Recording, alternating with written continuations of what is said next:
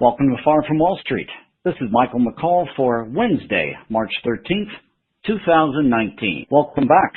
From the New York Times to specialized news outlets like The Street, financial headlines were grim after the government said only 20,000 new jobs were created last month. It's a cautionary tale of how misperceptions spread almost instantly, causing mass confusion about money matters. The bad surprise that just 20,000 jobs were added to the economy in February was probably caused by an aberration, literally as likely to occur as bad weather. Now, the blue bars indicate the sharp drop in new job creation occurred largely because of a plunge in construction jobs.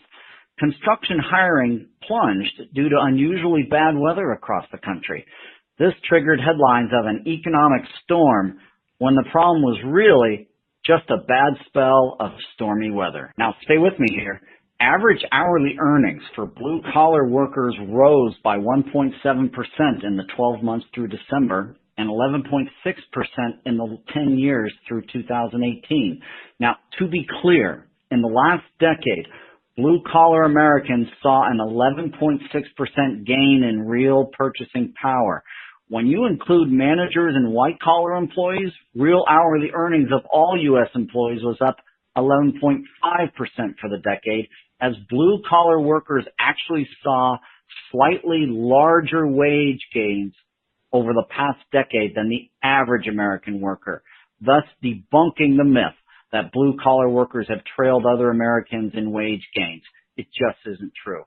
Real wage gains are a promising sign, because the American consumer is responsible for 70% of U.S. economic activity, and real wage gains translate into increased spending, which drives growth and progress. While the statistical aberration in the jobs data caused confusion, strong growth in productivity went almost unnoticed.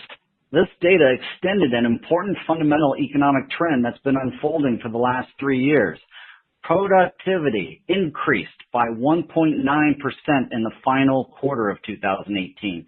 Now, that was down from 2.8% in the third quarter of 2018, but still nearly twice the 1% rate of productivity growth averaged annually in the 5 years through December 2018.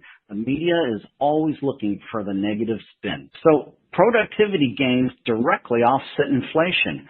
So real wages rise with raising inflation fears. While mass media can cause mass confusion on money matters, the productivity story puts the economy on a long-term growth path. As always, please contact my office with any questions or to set up a meeting, and don't hesitate to share this video with friends who might benefit from my work. Remember, especially in politically charged times like this, it's great to be far from Wall Street.